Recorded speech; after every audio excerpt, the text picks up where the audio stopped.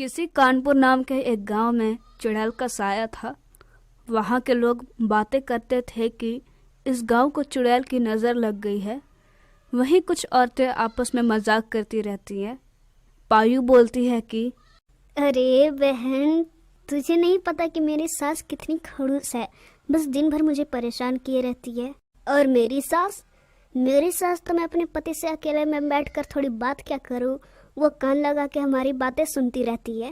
अरे चाची जी को समझाओ कि अगर ऐसे ही करते रहे तो दादी कैसे बनेंगी। अरे बहनों, वो देखो समोसे वाली। बहुत दिन हो गए मैंने समोसे नहीं खाए। हाँ, बहुत दिन हो गए, मैंने भी नहीं खाए। चलो चले समोसे खाने। फिर वह सब समोसे वाली के पास चले जाते हैं। अरे ओ समोसे वाली, जरा मुझे 4 समोसे देना, और मुझे भी।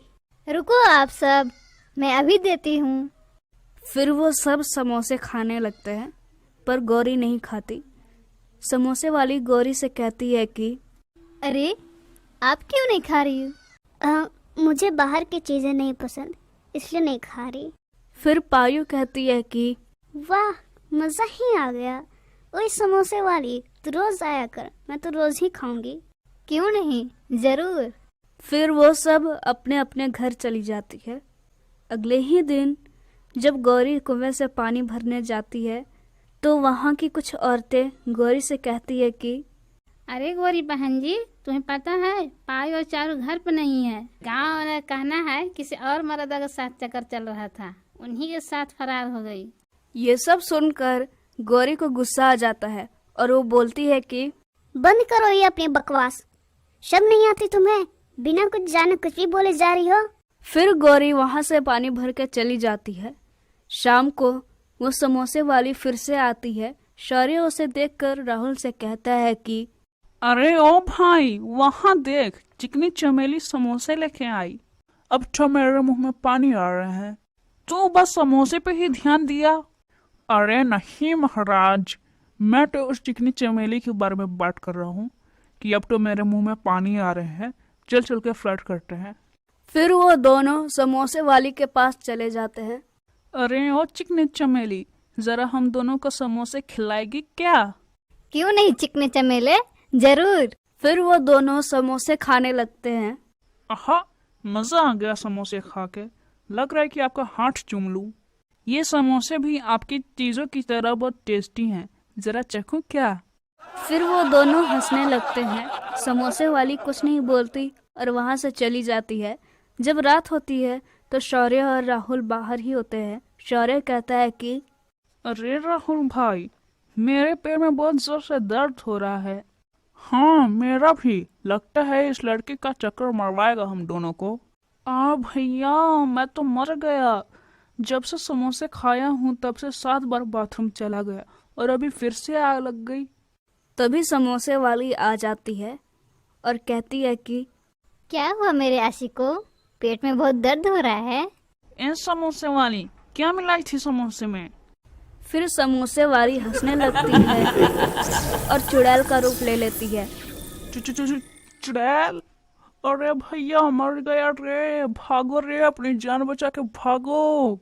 फिर चुड़ैल उन दोनों को पकड़ के मार डालती है और वहां से चली जाती है।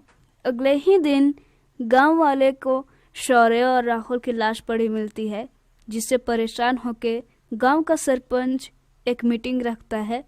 उस मीटिंग में गौरी भी जाती है। सरपंच बोलता है कि अरे गांव वालों, अगर ऐसे ही चलता रहा तो पूरा गांव खाली हो जाएगा। जल्दी से पता लगाओ ये सब कैसे हो रहा है। हाँ सरपंच जी, अब तो पता लगाना ही पड़ेगा। फिर गौरी समोसे वाले के पास जाती है और उससे कहती है कि अरे समोसे वाली, जरा समोसा खिला दे। सुबह से मेरा मूड बहुत खराब है, शायद समोसे खा के मेरा मूड थोड़ा ठीक हो जाए। जब समोसे वाली प्लेट में समोसे परोस रही होती है तो गौरी की नज़र उसके पैरों पर पड़ती है और वो मन में ही कहती है कि देवा रे देवा, ये क्या, इसके पैर तो उल्टे हैं, मतलब ये चुड़ैल है।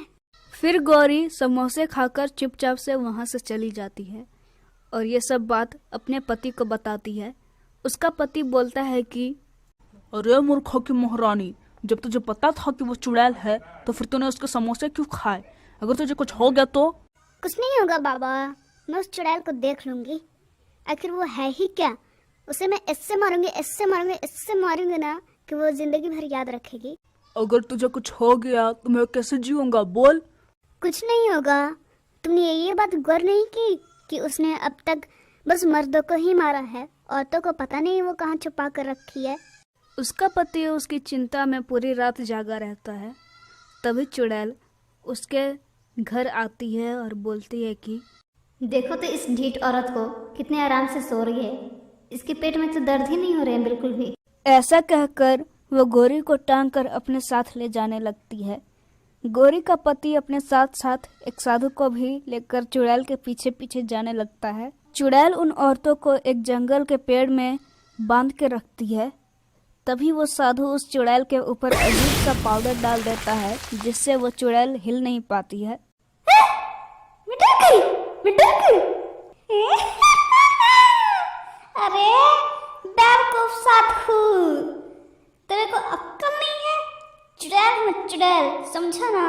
अरे ये क्या, मैं हिल क्यों नहीं पा रही हूँ? ए चुड़ैल, बता तू सबको क्यों मार रही है?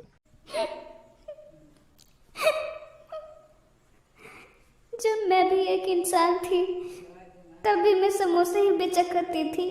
कुछ गुंडे आकर मेरे समोसे के ठेले गिरा देते हैं और मेरी इज्जत लूटने की कोशिश करने लगते हैं। मैं भागती भागती एक खाई में जा गिरी और मेरी मौत हो गई। तब से मैं सबको मारती आ रही हूँ, मैं किसी को नहीं छोड़ूंगी। साधु एक मसाल चुड़ैल पर फेंक देता है और उसे मुक्ति दिला देता है। फिर गोरी पायु और चारू को भी छुड़ा देती है। फिर सब खुशी खुशी रहने लगते हैं।